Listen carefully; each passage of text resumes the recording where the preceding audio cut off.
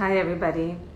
We are going to talk about a very important topic today with Guruji, and that is intellect versus intuition. I'm one of the first person who I love to intellectualize everything, even things that are intuitive to me. And I am a very intuitive person, so this is a topic of great interest to me. Hi Chachi. I'm very interested in hearing what Guruji always talks about, how as human beings we've allowed our intellect to become our own enemy. Animals function very instinctively. We've been gifted with an intellect, and that's what differentiates us. But today we are neither using the intellect the way we're supposed to in tandem with our intuition, and neither are we working with our instinct or intuition. So once Guruji comes on, we're going to take this wonderful topic of how to awaken our instinct, what it means, what does intuition mean. Chachi, that's so funny. So let's just, I'm going to wait for Guruji. I'm going to tag the comment. I'm going to pin it. Hi, Tripti. Intellect. Actually, intuition versus intellect. Intuition versus intellect with... It's nice and spring here in New York. Finally, our weather is better. Hi, Aparna. Our weather is better here in New York. We've had winter in the Masi village. Okay, actually in the Masi Hili village. Guruji is joined. I can see he's joined, and he will be sending a request in a moment, I can tell. Post, in comment. Okay. So yeah, guys, and I've had a great week. My parents were visiting from India. Let's go live. Let's hear it.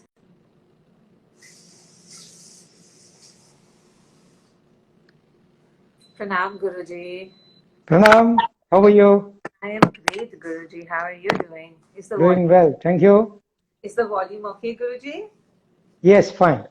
Okay, Guruji. I'm going to straighten this. It's a little easier. 1 second. Okay, Guruji. Everything is getting very hot in the south, huh, Guruji? I heard. Yeah, it's slowly the summer is starting. Mm-hmm. Okay, Guruji. So, Guruji, very interested in our topic today. As Guruji always tells me, the intellect is so limited, and we want to going into the instinct. Yes. So, Guruji, as human beings, we think that our biggest asset is the intellect, but it can also become our biggest enemy. So, firstly, can we start out by talking about the difference between what is intellect and what is instinct? Let's start there. Yes. Intellect is based on informations collected through the senses.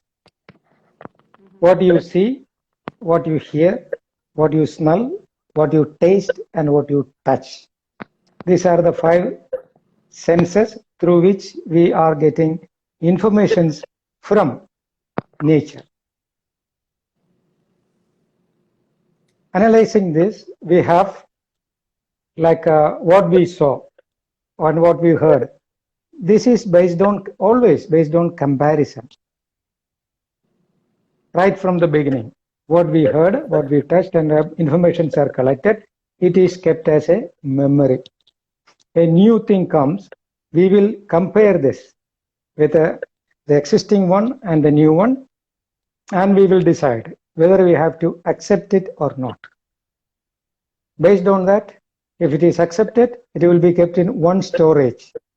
If it is not, it will be in another storage, like in our system. What is it? Dustbin or waste bin? Trash can. Trash, yes. It will be kept over there.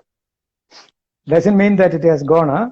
It is in another box, but it is there, alive. So this is what is called intellect. But our eyes are too limited to understand the existing reality. It's like if we take from modern science, I think 300,000 kilometers per second is the velocity of light, which we can see through our eyes, beyond and below. How many are there? X-ray, beta, gamma, theta, many rays are there, which our system is not in tune with. Yes, 20 to 20,000 hertz. Within that limit only, we can hear that audible sound is that much. Our hearing capacity is much inferior than even a dog. Then taste, smell, everything is too limited to understand the reality. But still, we have a very large, huge intellectual plane. That is what is called, intellect. Informations for comparison. Second one is instinct. Instinct is not, it's not to compare. It is the reality. Like outside the temperature is high, body start to sweat. So intellect has nothing to do with that reaction. It is well in tune with the law, the subtle laws of nature. If you are thirsty, you have to drink water. That's all. You will, crave for water. If the outside temperature is low, you will start shivering. You will look for heat. So like that, everything is managed by this subtle side, an invisible side of existence. That is instinct, which maybe 1 to 2% only we can understand. Beyond that, we know nothing. Means it cannot be understood or explained through our intellect. So this is the difference between intellect and instinct. Intellect is explainable, but instinct is beyond explanation, but much more powerful than the intellect. Okay, I'm going to summarize that, Guruji. And just Yes. so intellect is what we gather through our five senses, and we gather input from the world through our five senses with the limited ability of the senses. So Yes. information we gather is of course limited to the limitations our senses have. Like you said, what's audible, what can be tasted, our taste buds. And then our tendency is to kind of start evaluating, to start contemplating, evaluating, judging. Our intellect allows us to intake information in a limited fashion and then constantly judge it. But instinct is a place within, and I think that's where we need more clarification on, is a place within. It's the knowing, it's the place of truth, it's beyond what is available to us in the five senses. And it's not right, it's not wrong, there's no judgment. It is what is. Yes. Okay. It is what it is. So, Guruji, the problem has become this, right? Sometimes that in our generation, what I see is when people don't want to, there are two extremes. There are one set of people who intellectualize everything, right? Every decision is made on a chart with like checkpoints and probabilities and proportions. Everything, they look at their life with constant judgment. And there are other set of people who say, oh, I'm just going to go with my heart. But that heart could be sometimes driven by courage, sometimes driven by fear, sometimes driven by greed, sometimes driven by impulse. So very often impulse is confused for instinct. Just the desire to act in a moment, to just do anything without evaluating. So Guruji, what is that instinct, which is the real place? When I think about it, I feel that the instinct is beyond impulse. It's when you settle the impulse and it still remains with you. That's, and you keep going layers, that's when instinct. So as a normal human being, what do we do to awaken that instinct and to be able to differentiate it from just regular impulsiveness? Reduce the over dependence on the intellect to enhance the instinctive power. Instinct is the subtle laws of nature executed without your intellect. Intellect is only a witness. It's not getting into action. Whether the witness is lacking the action or not, the actions will be on by nature. So, impulse is really a subtle vibration or subtle knowledge of this incomprehensible reality of nature or the law of nature. But that is coming through or coming from our heart. That part is known as intuition. So intellect is based on or it is located in the brain. Instinct is centralized in the lungs. Intuition or impulse is simply residing in our depth of the heart. Technically, in yogic way, it is called Hiranya Garbha. Garbha means the womb. There is a womb where the impulse is there as a, like a muttering child. It's there. So, Guruji, what you're saying that the intuition is in the heart, the instinct is in the lungs, and the intellect is in the brain. So, I think the intellect, I can understand what you're saying. The constant need to prove everything, the constant need for right and wrong, and all of that really distorts our access to the other higher. It distorts our access to instinct. It distorts our access to our intuition. Guruji, I'm going to say again, how do we awake on a daily basis, right? How do we awaken the instinct when we function in the world? How do we make sure that we're always using? So, what is the use of the intellect and the instinct, and how do they combine with each other? And as human beings, what do we do to make sure that we are using both in a way that's going to lead us towards finding ourselves rather than losing ourselves? It is a question of, like mixing up with the materialism and the spiritualism. Actually, now be more clear in our question. No. Instinct cannot be influenced or changed because that is the reality of nature. Maximum what we can do is understand the inevitability or the dominance of the law of nature. So train the intellect to see what is happening in the instinct. That's all. That is what is called concentration. We have to concentrate our intellectual activities to our inner functions. There, intellect will understand, oh, this is what is happening. Earlier, it was not understanding. It was comparing and judging. Everything is happening outside. Like I constructed a house. My intellect said, ha, you are a wonderful man, you constructed a house. Very good. But other side of the intellect said, yeah, you made a 3-bedroom villa. Okay. But your friend who was studying in your college with you, he made a 6-bedroom villa. There the intellect is comparing my action. Then one side of the intellect is saying that, Shiva, your performance is not enough. You have to work hard, construct a bigger house than your friend. So this is the way intellect is working. It keeps on just dragging us out. Our attention is out to get more informations to compare with.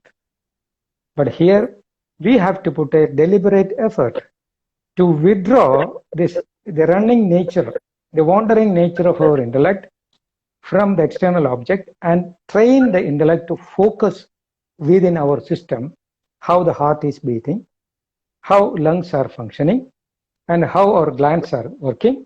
These things are really happening by the law of nature. When we focus there, it's a training. Our intellect will be, one day, it will understand that whether I run after these material achievements or not, things are happening without my understanding or my approval, and it will be convinced or prepared to understand it and accept it. There, a harmony will take place because the boss is the instinct. So the manager was like having little ego. He was thinking that he was running the office. So he was very busy and stressed. But later, one day he came to know that whether he works or not, his managing director is there. He is operating everything without fail. Then he will come and compromise with the MD, saying that, yes, sir, now I will go hand in hand with you. There, a union will take place. A harmony will be developed between the manager, the mind, the intellect, and the master, the instinct. That is what is called yoga. Union between the brain and our lungs. You can notice that if you are mentally disturbed, your breath will be out of order. If you want to bring your mind back to under control, focus on your breath and have a conscious breathing. Inhalation and exhalation, deep inhalation and deep exhalation, which will bring your mind back to under control. That was very nicely explained, Guruji. Very, very nicely explained. So, Guruji said that the intellect is, we constantly use intellect to judge external reality. But when the same intellect is withdrawn from the external reality, now we can actually use our brain power or our ability to control our actions because we are not so primal. Is so simple to notice how our heart is beating. Yes. Notice how our lungs are breathing. Yes. And anything which is going to create a distortion, and we all know how that feels, like the fast heartbeat, the short breath. We understand, we start now judging our internal experience rather than our worldly experience. And instead of controlling, instead of using the intellect to control the worldly experience, we now start using the intellect to understand the inner experience and to bring it to a place where there is more of that grounding, more of the unity, more of the steadiness, even at the starting point. And one of the things Guruji suggested is, and I know you suggested this to me, Guruji, and it was tremendously helpful actually. A couple of weeks ago I talked to Guruji and my mind was like in 5 So Guruji, after this, if you can give the horses example as well, but I'm just going to quickly say what you told me about. So just dropping into the breath. When all of this is happening, when your mind is overloaded with information, to again just come back and assess that internal reality and take your breath, take your deep breaths, and coming back to the breath will instantly awaken, right, Guruji? That will instantly awaken part of your instinct. And as we keep doing that, your instinct will be awakened and you will be able to really create. Nobody has explained it like this, Guruji, before, that we use the intellect to judge our outer reality. Now we got to use the intellect to understand our internal reality, which is also so easy. Guruji has spelled it for us. When people talk about internal reality, people are like, what do I look inside? Like, what is it? And now Guruji has said the state of how you breathe, your lungs, where the instinct resides, and how your heart is beating. And as we take deep breaths, we can regulate that and we can change the experience we have inside. Great, Guruji. That was very nicely explained. So, Guruji, now can we go to the horses? Guruji gave me the example of the horses, the chariot and the horses, Guruji. Yes. But before that, understand this point also. Intellect is getting its conclusions based on the productions of hormones in our body. Please understand this point very well. When I see a rose flower, that vision will be taken through my eyes. It will go to the memory storage, converted into, we can say, just for example, electromagnetic waves, some kind of waves. Then it will stimulate certain glands in my body, and as a stimulation of the glands, enzymes will be produced, hormones will be produced. Based on that hormone, I will get into a conclusion, or my intellect will get into a conclusion that, yeah, this is a rose flower. Instead of a rose flower, I see a lotus. The process will be same, but the variety and quantity of the hormones developed in my body or brain will be different. Based on that, my intellect will take a conclusion that this is a lotus flower. This is what is happening. Somebody showed me some ugly face to me. Immediately, my conclusions will lead to activate my adrenal gland, and adrenaline will be produced. And as a reaction of that vision, I am angry. That is a reflection of the intellect. But somebody smiled at me, a wonderful smile. But process is same, but my pineal or pituitary glands are activated. Then I feel something different. My intellectual conclusion is different. Other one was, I labeled a nasty one. Other one, fantastic. These reactions are happening due to the level and variety of hormones created in our body. This is the natural way of functioning of our intellect. Okay, but if we train our intellect or senses to be focused within, in the involuntary functions of our body, like heartbeat, lung beat, and blood circulation, what will happen? The hormonal productions due to external stimulations will be under our control. This is what is happening. So we will define our emotions, our reactions, and experiences. So there, when you see a vision, you can decide whether you have to be happy or angry, or you want to be disturbed or maintain calm. Everything will come under our control. This is what is the purpose of concentration or meditation. I think you got it. It's very, very sensitive and technical. No, Guruji, it was amazing. It was very clear. It was extremely clear. That because one part is that when your senses take in information, and how do you in the process, Guruji explained what is that process of judgment in between the intake of information and creating the judgment, and what happens in between that, what is the stage. So step one is we take in information from our step two is whatever information we take in, either because of previous experiences, social conditioning, whatever, our body creates a certain physical environment, a certain chemical environment. With everything that you intake, we take in, like for example, when you smell food, again there's a chemical change in your body. You start producing saliva. Similarly, that one is obvious to us, but similarly, even if we see something, instantly your body, the whole chemical situation changes. Then we react. We react not to the outside. We actually react to those chemical changes. Yes. Our judgment is based on the chemical changes that we experience. And what Guruji is saying, that imagine how foolish of us to kind of continuously go through this drama in the world, that you have your senses taken, your body changes what its whole chemical reaction is, and then we make judgments and we think we're so smart, doing this. But really, we are just being we're being a toy for this whole thing. It's just a game.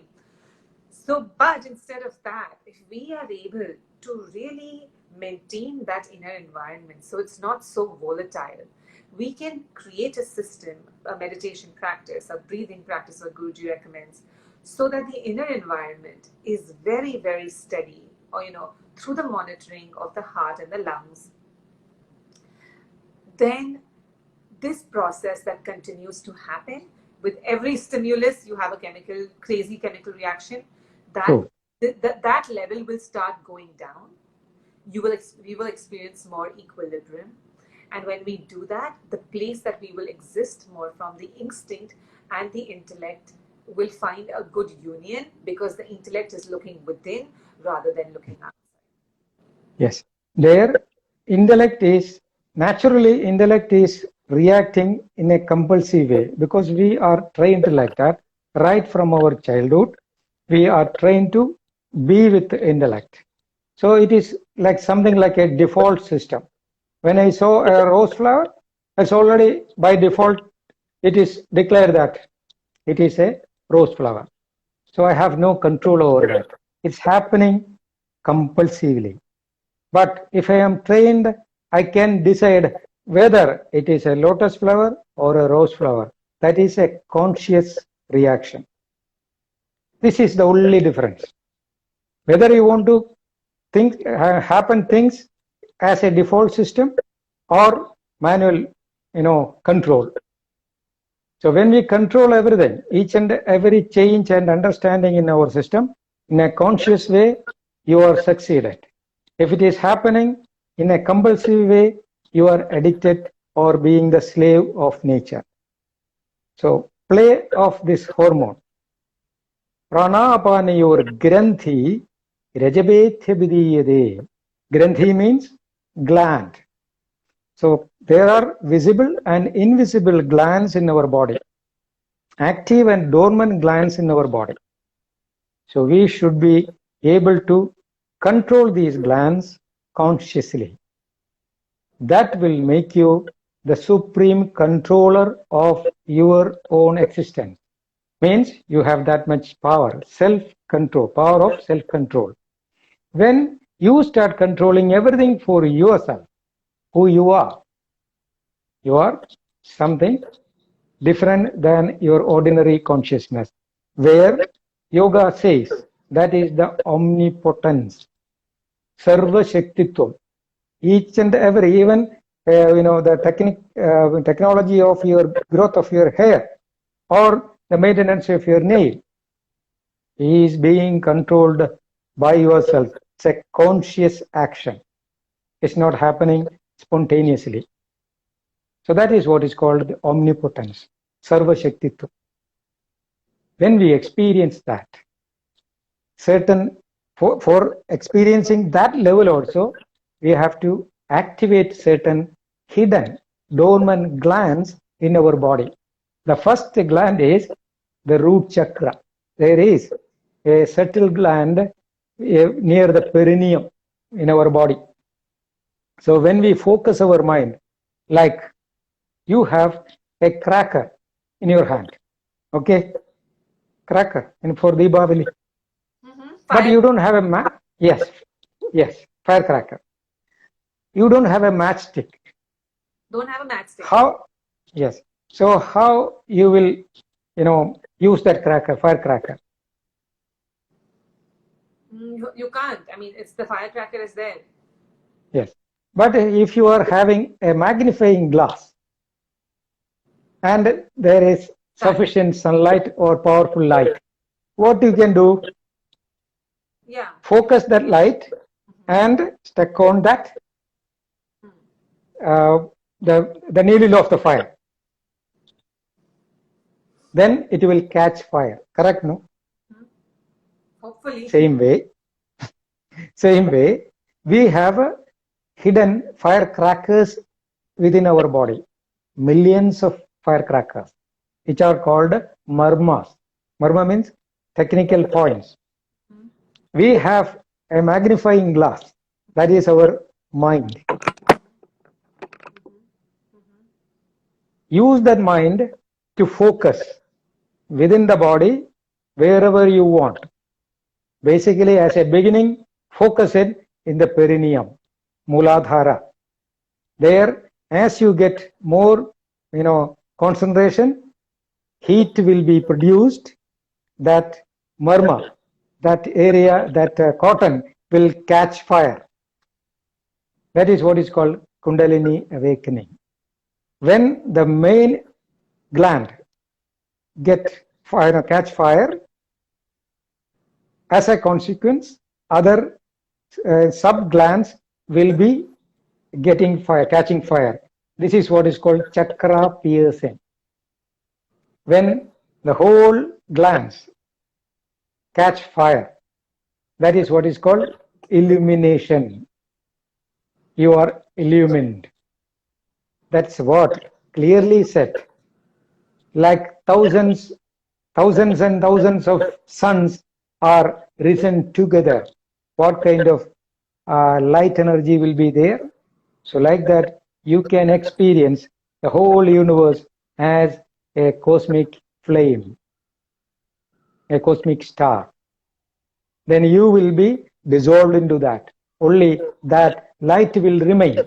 That is what is called enlightenment. The light is being developed from within. For that, Pranabaniur Granthi, activate the glands by bringing your solar and lunar nerve together. Then it will catch fire. Once it is happening in the Mooladhara, immediately the Ajna Chakra will get the fire. Then the whole world will be shining in front of you. No more darkness. Darkness of ignorance or darkness of intellectual comparisons. Guruji has really nicely done. We have two choices. Guruji is saying we have two choices: either to become the slave. Even just listening, Guruji feels like such an animal that we allow just experiences in the world to control the environment and just go on living life like that, but just thinking we're so intelligent. Or we have the power to really change the world inside. Yes. Suggested so we changing the world outside, nothing happening, still feeling the same, feeling the same inside, even, but the world inside. And we started off talking about the heart and the lungs, and that Guruji has gone on to saying that these glands, right? We have 108 marmas, but even our chakras are really marmas. These glands, the whole endocrine system, which is residing around your spine. And yes. if anybody looks, all the chakras are actually correlated to the endocrine glands, which today the West is realizing, Guruji, the Western is realizing that everything is a play of the endocrine glands. 30 years ago, Yes. 30 years ago, they cared about the endocrine glands. They thought they're just in the body, they don't do anything. But today they're realizing all diseases start at the endocrine glands. And we really have the power to change the chemistry of these glands. And through that, we have the power, because these glands control every little action in our body, like Guruji said, from the growth of the nail to the growth of the hair. When we start, we basically taken control of the circuit board. We say, I'm going to control the circuit board rather than let it just go completely crazy and fire and whenever it feels like. And it starts, you said, by activating and concentrating on the Mooladhara, because it is the base of the firecracker, it's the base of the chakras. And Yes. when that gets activated, that heat or energy passes to the glands upwards as well. Yes. And as we continue the practice, chakra by chakra, I'm guessing, that heat will be extended, and eventually this whole circuit board will light up. That the Ida and Pingla, will unite. The whole circuit board will light up. We feel enlightened, and that's what enlightenment is. True. Perfect. That was really nice, Guruji. You have to put this up on a wall, actually, Guruji, to remind us every day: are we experiencing the world outside and being slaves, or are we creating our own experience inside? I admit it, but not on the outside wall. There must be a wall within your mind. Keep writing always, or keep reading every time. This is what I said again. Na pujaye lingam rave. Na pujaye lingam dive. Lingam means the phallus, Lord Shiva's, Shiva Lingam. That's the ultimate prayer or the ritual. What does it mean? You are not supposed to do the Shiva Puja either in the daytime or night time. So when you have to perform the puja? All the time. Yes, pujaye lingam sarvada. Each and every breath has to be offered to our purpose. That should be used. That is what archana. So when we meditate, that process of meditation will become as involuntary as our heartbeat or our lungs. Right. then no need to keep a blackboard in our room. It is always, each and every breath will be reminding you that be conscious, not allowed to be compulsive. Absolutely. And the practice of this, otherwise, we have experiences in the world and very instantly the environment changes. But as if we were to practice this moment by moment, rather than just waiting for the moment, if you practice it moment by moment, we really start having more familiarity and control over that environment. And then things happen. Because, Guruji, even when I'm talking to you, I'm thinking, oh, when big things happen, oh, we all feel that we are allowed to feel when big things happen in life. But what you're saying is, as we continue to have this experience and to be this, then, and as things happen in our life, we actually will end up using all of those experience to still strengthen that inner experience, to be able to still maintain the place in spite of what's happening outside. And experience, we'll all experience death, we'll all experience birth, we'll all experience good and bad in our life, so as to say, in our intellectual world.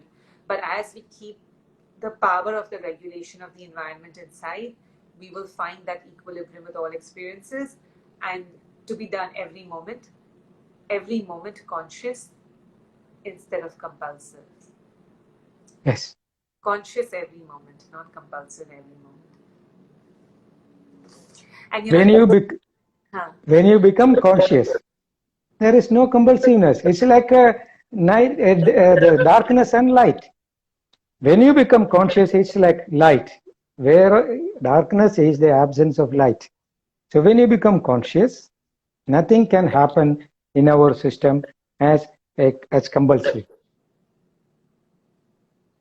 Yes, Guruji. And today, mostly the way we all operate to not be compulsive is we end up using our intellect even more to gather even more information. No, really, Guruji, that's how people are like, oh, I can't make a compulsive decision. True, yes. Get more information. Let me do more analysis paralysis. But instead of that, if we just regulate the environment inside, we will automatically only take actions which are conscious. And that consciousness does not come from here, it will come from here. Yes. I want to take 1 second to just internalize that. Okay, Guruji, somebody has asked a question. I want to take a few questions. Can Kundalini awakening, Wukongi asks, can Kundalini awakening happen in the inverse way? Like, can the third chakra, like the third eye, open first, and then the lower chakras open up? Can that happen? A person who is getting into Kundalini Yoga will experience what's happening in the system. There is no priority of Muladhara activation or Ajna Chakra activation or Hriday Chakra activation.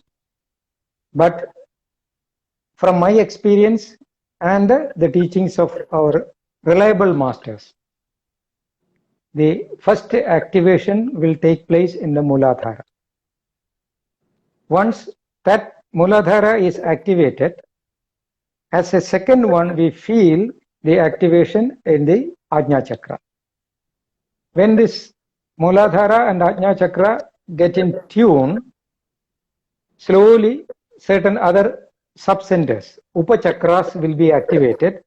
That is based on the nature of the practice and the applied mantra and all other things.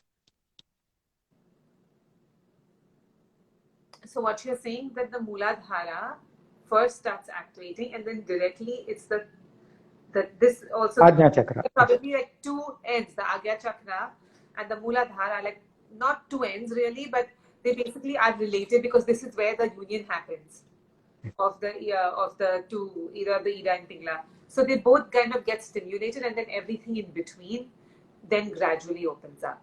But the practice will still begin with Muladhara. Yes.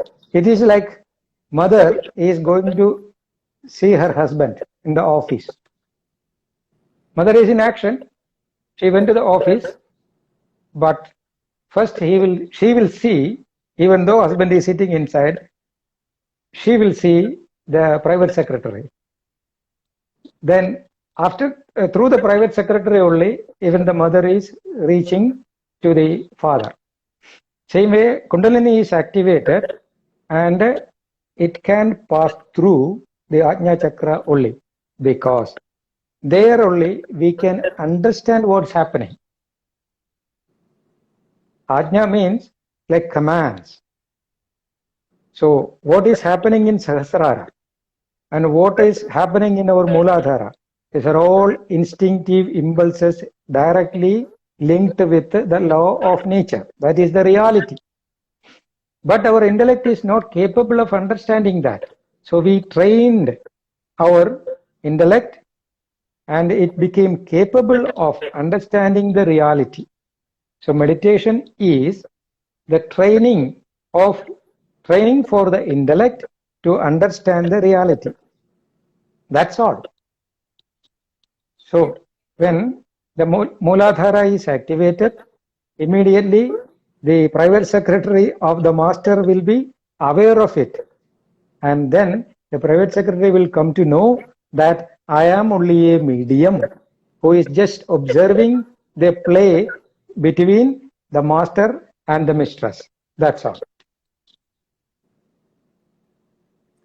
So the intellect is actually used to understand this internal reality, and there is rather than understanding the intellect has been gifted to the man, to human beings, to understand Yes. the instinct, not to understand the world outside. And Yes. and the only way we do this, that there unfortunately there is a certain order, and we need that certain level of activation.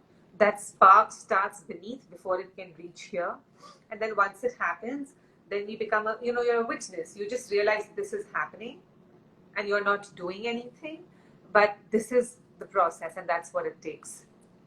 Yes. What is the benefit of meditation? Meditation is only training the intellect to understand the reality, what is happening in our system as an existence. That's all.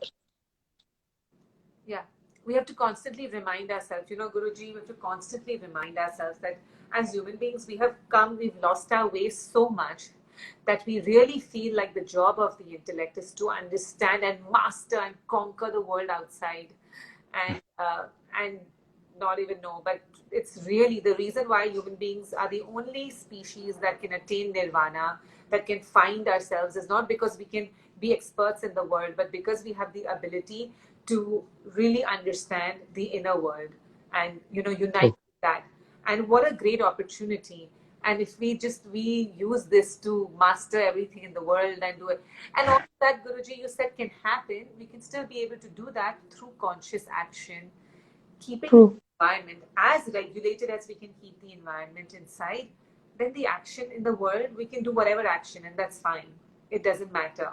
But the key lies in keeping the inner environment regulated.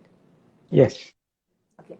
So now, Guruji, all of these, I tell you, all the chakra questions are coming out, right? Where somebody is saying that, oh, I feel movement in my third eye. Somebody is saying, is asking about the signs of Kundalini awakening. Somebody is saying, this happens to me in Kumbha. So, Guruji, I don't know whether we should take these questions now. If you think we should take them now, we can take them now. Or we can continue this discussion. And for the next time, right, Guruji, now since we've started the topic of Mooladhara Chakra, this coming up. It will come up for, I know we've done it before. We've done a Kundalini session before. But our audience also has evolved through those, since from then to now. Yes. So the understanding is different. So if we were to have this again, right, we've discussed some really important concepts in the last few sessions. We discussed the concept of karma, what karma is, action, that just the universe does its own action. We can either go with the flow or we can hold ourselves back and go against, create resistance. We are better at creating resistance than allowing to go with the flow. And now today we talked about that going with the flow. How can you enable that? Because we started the topic last time. That's why we took it to this time. And we talked about the awakening of the instinct, which is this intellect. They're not enemies of each other. Even my title, Guruji, is wrong. I said intellect versus... Yes, I was about to say that. Yes, I read your mind. My instinct read your mind. Because it's not really, intellect is not versus the intuition. The intellect is used to awaken the instinct. And that's what we can... No. Intellect is not used to awaken instinct. Intellect is being prepared to understand instinct. Yes, understand. Yes, understand the inner reality. Yes. Using your intellect to understand your instinct. Yes. Absolutely, Guruji. And now Guruji has explained to us the process as well very nicely. So Guruji is a moment-to-moment basis, right? As we operate in the world, would you say that we should constantly monitor, keep an awareness towards how we are breathing and how our heart is beating? Yes. Here we are coming back to the same subject. Heart is beating. Technically, or in a medical way, we can say there is a pacemaker, and pacemaker is stimulating the tissues, and that's why it's beating. But who is stimulating the pacemaker? That's another question. Again, somebody can say that, oh, now we can create or we can fix artificial pacemaker. But still, that minute current must be read in our tissues. Then the tissues must react accordingly. So, whatever may be the cause, the origin of stimulation, there must be an action. That is involuntary, directly linked with the cosmic laws, which cannot be explained through any section or medium of our intellect. But it can be experienced when we shut down the inputs of our informations through the senses. That is why Patanjali Maharshi said, Chitta Vritti Nirodha Yoga. Yoga means union.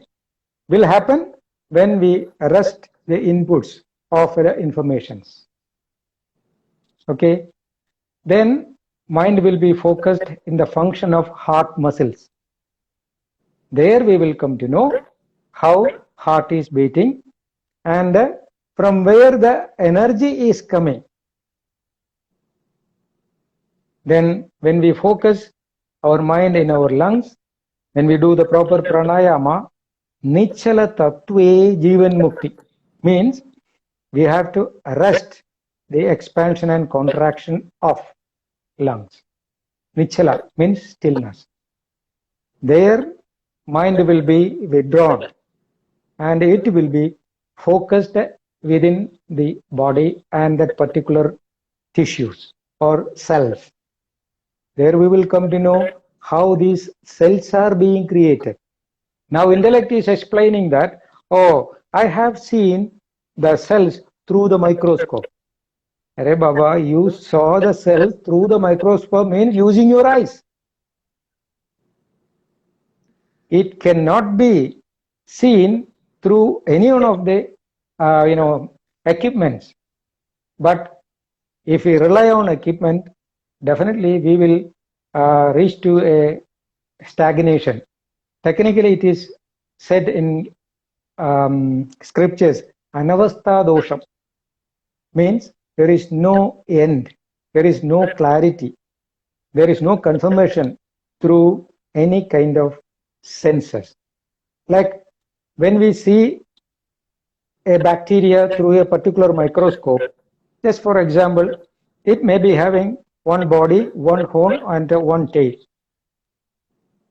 But when we use another microscope, which can multiply this vision 10 times more, then when we look the same, bacteria must be having 10 more horns or 10 more tails. Use another one, which can magnify 100 times. The vision will be different. Now the question will remain, which is the real shape of the bacteria? When we try to see through naked eye, it was invisible. There was nothing. When we used different Microscopes with the different power, the visions were changing. Now the question is, which is the real vision? Which is the real state of that bacteria? So that bacteria is a projection of our senses, which are not consistent.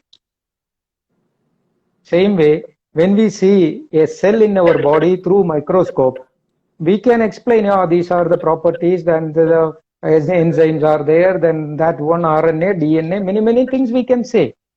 But even the RNAs and DNAs can change when the equipment changes. So that is why now the quantum physics is declaring that there is no material world as we perceive. Only energy is the reality, but the manifested world is an illusion. Clearly stated in our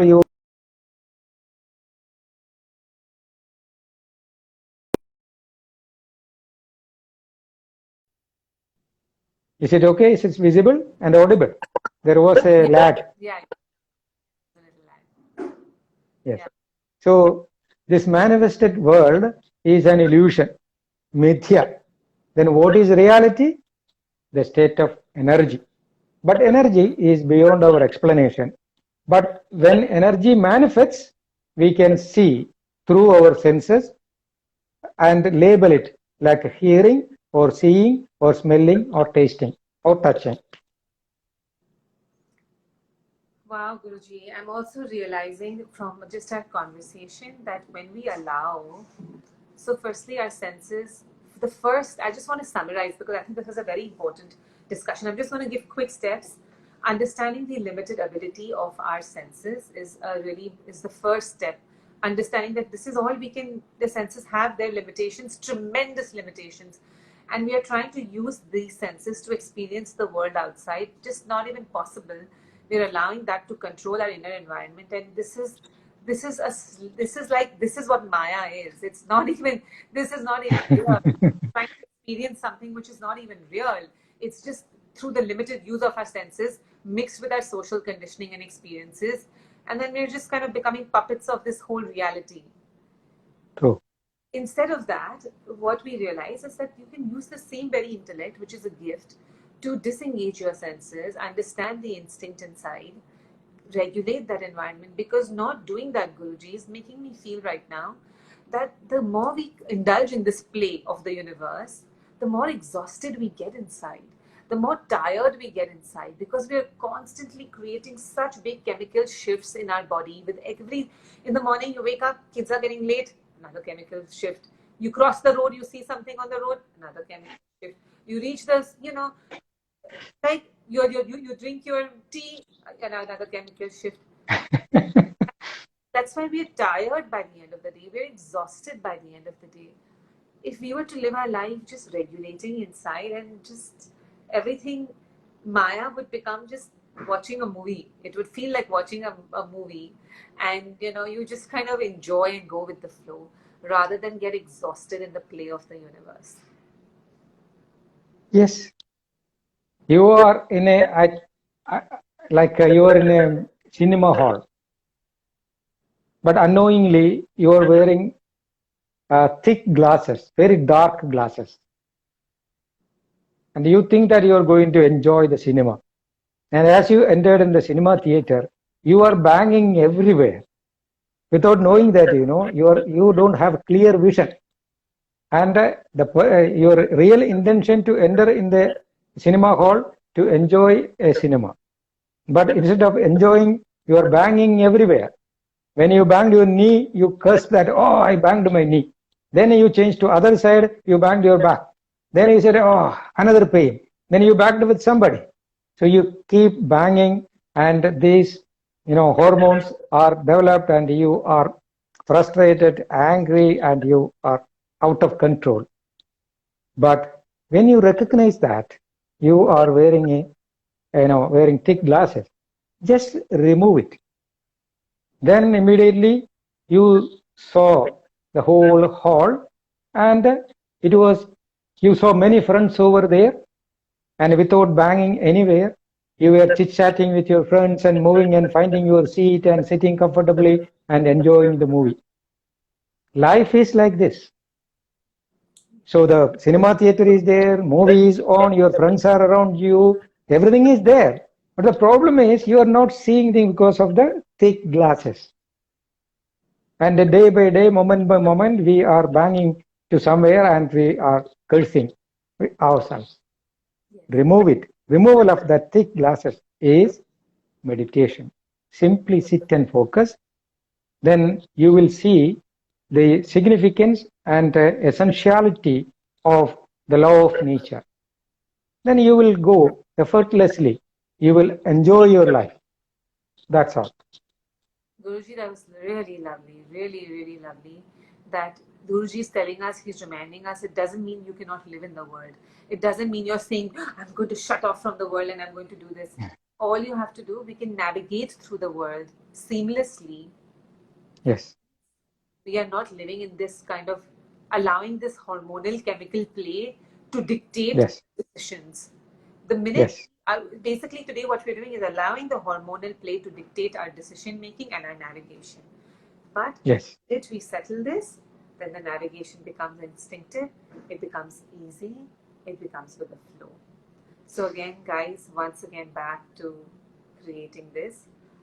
Guruji, I think it was a very, very useful session today. I think it was very relevant for everybody, even those who have not understood or who've heard about the yogic path before. Just and anybody can really understand and relate to what Guruji said is how we use the intellect. And I'm going to sit and write notes after this, Guruji. But I would love for us next time, since we've started the conversation on the Mooladhara, to do a little bit more understanding of the chakras and if we can relate them to the glands or anything. So it will be a natural transition from this. So everyone who asked us chakra questions, let's start from a bottom understanding with Guruji so we can really, unfold it. That was great. Yeah, it'll be saved. Everybody asking to save the life. It will be saved. I've been re-listening to some of our old lives, Guruji, and I want to share with everybody that even going back and listening to the old lives, I've done that this week. Really teaches us again, really deepens the understanding. I would also suggest going back to the old lives and listening to them. I will save this. Pranam, Guruji. This was... Namaste. Pranam to all. Thank you. See you next week. Bye.